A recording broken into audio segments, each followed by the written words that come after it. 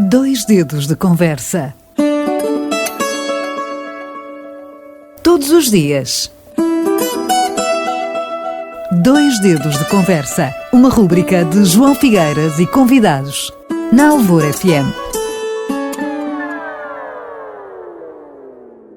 Painel do Futuro número 5 é uma rúbrica criada aqui pelo nosso colaborador habitual, Ricardo Camacho, que aborda as áreas de intervenção estratégica para o Algarve no âmbito do PRR, ou seja, Plano de Recuperação e Resiliência. Bom dia, Ricardo Camacho. Bom para dia, hoje, quais são os temas a destacar? É claro que há algo que está neste momento em grande destaque e claro que merece todo o destaque, que é realmente toda a situação em Odmira, que é uma coisa que toda a gente já antecipava e que ocorria, mas que eu penso que levanta outras questões que não só a questão da crise sanitária, não é? Nem a questão da qualidade dos trabalhadores e da forma em que vivem, não é? Que é todo o desenvolvimento e o modelo de território que estamos aqui a falar. E, de alguma maneira, isso é um pouco aquilo que tem sido potenciado nos últimos anos com o investimento que basicamente surgiu na agricultura, impulsionado um pouco pelo sistema de irrigação do Alqueva, não é? Que vê proporcionar em toda a zona interior do Alentejo as culturas que neste momento estão de alguma maneira em xeque, ou seja, a monocultura da oliveira, a monocultura até da amendoeira, pronto, esta questão das monoculturas, não é? Mas aquilo que se passa em Odmira, ou o potencial que existe em Odmira, é uma coisa que começa há muito mais tempo atrás, não é? E começa num plano, não é? Que é o primórdio, ou os primórdios do PRR, ou seja, os planos de fomento, não é? Ou seja, nós, em Portugal, a partir dos inícios dos anos 50, quando, de alguma maneira, começou a existir subsídio a projetos governamentais na Europa, no espírito do pós-guerra, não é? Com o Plano Marshall, em 1953, salvo erro, foi elaborado o primeiro plano de fomento em Portugal, não é? E esse plano de fomento em Portugal era um plano que tentava perceber onde é que se deveria investir o dinheiro num território total de Portugal para impulsionar a economia. E no segundo plano de fomento, que é um plano de 1958, salvo erro, o grande investimento era exatamente esse, era exatamente a construção de infraestrutura de água, não é?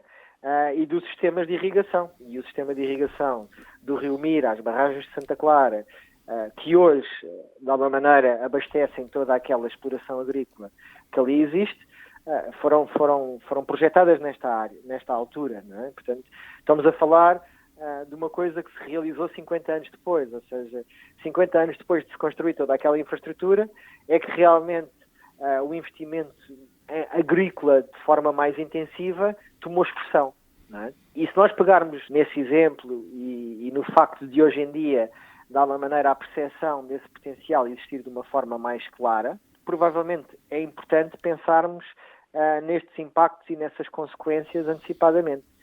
Ou seja, aquilo que se passou realmente em toda aquela zona é que existia um potencial de irrigação, que gerava um potencial agrícola, mas na realidade não se prepararam todas as outras estruturas, ou seja, a estrutura social, a estrutura até dos próprios aglomerados urbanos, para de alguma maneira antecipar esse fenómeno, porque na realidade o trabalho agrícola não se consegue fazer sem mão de obra, sim. Não é?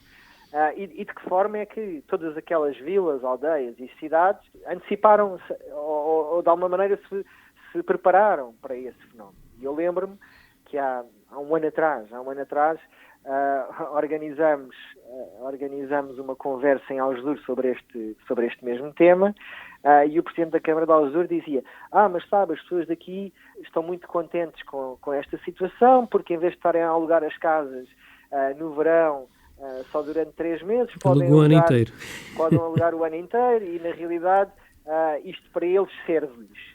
E, na altura, aquilo que eu e outros colegas dizíamos ao Presidente é: mas se calhar há aqui uma oportunidade para pensarmos no programa de habitação, por exemplo, e a Câmara poder tomar a iniciativa de procurar projetos de renda acessível ou qualquer coisa que possa proporcionar aqui um meio termo entre aquilo que pode ser um equipamento público que tanto serve os trabalhadores, como, por exemplo, pode até servir o turismo, não é? E, portanto, de alguma maneira, trabalhar neste binómio entre estas duas atividades, a agricultura e o turismo. Mas foi deixa andar ao longo dos tempos, foi? Exatamente.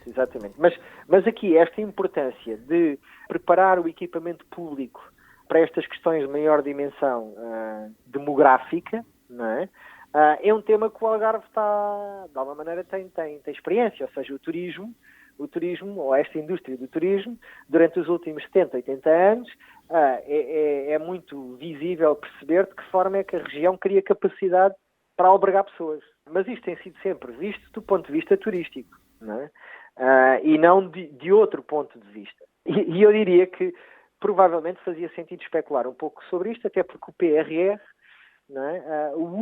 A única verba que estipula em concreto para o Concelho de Portimão tem essencialmente a ver com o tema da irrigação e dos perímetros de rega. Ou seja, o PRR prevê 5 milhões para a modernização da rede de rega Silves Lagoa Portimão e 6 milhões, ou 6 milhões e 300, para a modernização da rede de Alvor. Não é? E, portanto, aquilo que podemos antecipar é que provavelmente este melhoramento vai trazer, eventualmente, alguma especulação em torno do investimento agrícola, que, por exemplo, em Alvor já começa a ser muito evidente. Eu acho que em Alvor já há imensos campos de morangos, frutos silvestres e coisas deste género que têm começado a surgir nos últimos anos. Não é? E aqui, pensarmos naquilo que o obreiro, vamos assim dizer, do PRR, ou o coordenador do PRR, o António Costa e Silva, veio recentemente dizer, ou seja, o António Costa e Silva acredita que provavelmente as duas áreas com maior potencial de recuperação económica hoje em dia acabam por ser o turismo e a agricultura, não é? Provavelmente temos aqui em Portimão o potencial para hoje olharmos para estas duas coisas como fenómenos de alguma maneira paralelos ou concorrentes e perceber de que forma é que a dinâmica do território se pode organizar para rentabilizar essa situação, exato. Rentabilizar e, essencialmente, perceber a sua dimensão social, ou seja, de que forma é que nós vamos ter aqui aqueles que procuram alojamento em Portimão, por exemplo, para trabalhar em estufas ou em campos agrícolas e aqueles que procuram Portimão para passar férias. Não é? Temos aqui duas flutuações demográficas que têm as duas um cariz eventualmente temporário e de que forma é que a cidade responde a isso. Não é? E é nesse sentido que eu chamava a atenção para o projeto Bairros Saudáveis, que é um projeto que surgiu em plena crise sanitária o ano passado, que teve um concurso de candidatura, ou seja, o Bairros Saudáveis é um programa diretamente alimentado a partir do Orçamento de Estado, que se insere muito nas políticas de habitação, mas também nas políticas de igualdade, melhoramento, inclusão social, solidariedade, e que basicamente dispunha uma verba até 50 mil euros, salvo erro, para projetos comunitários no âmbito da saúde, da melhoria de condições sanitárias, de higiene, em determinadas áreas de maior carência. Não é? E aí é interessante ver que Portimão provavelmente é o concelho com mais projetos candidatos do Barlavento do Algarve. Claro que Portimão, sendo o maior núcleo habitacional, o maior aglomerado, claro exato. Que é natural, não é? Isso é natural. Mas isso também revela uma certa dinâmica por parte da cidadania, ou seja, esta predisposição para fazer algo pelo melhoramento das condições sociais, sanitárias, de saúde destes bairros, é uma atitude muito, muito nobre, não é? E que inspira muito esta ideia de esperança no futuro que se falava agora nas comemorações de Fátima, e que de alguma maneira o cardeal Tolentino Mendonça veio referir como aquilo que não pode deixar de existir, não é? A esperança de que isto tudo vai melhorar e que vai correr tudo bem, não é? E o projeto Bairros Saudáveis acabou por, no Barlavento, apenas aprovar um projeto em Messinos, outro em Algesur, e depois uma mão cheia de projetos em Portimão, dos quais esperam grandes coisas, não é?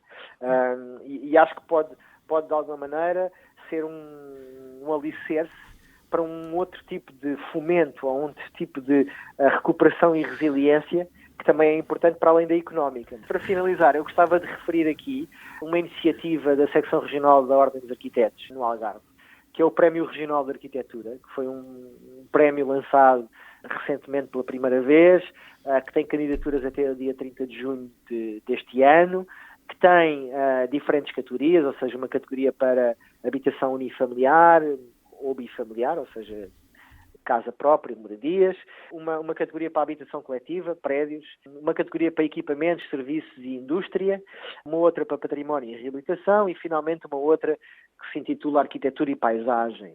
Ou seja, algo que está eventualmente entre aquilo que é o desenho de um edifício e o desenho da paisagem que de alguma maneira se relaciona com esse edifício, porque sendo isto um prémio regional de arquitetura, não penso que esta categoria seja referente à arquitetura paisagista. Pronto.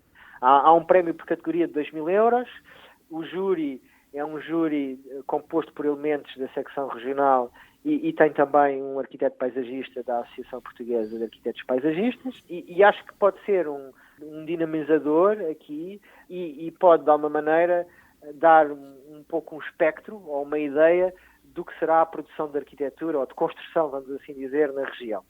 E que possa, de alguma maneira, constituir uma referencial de boas práticas, não é?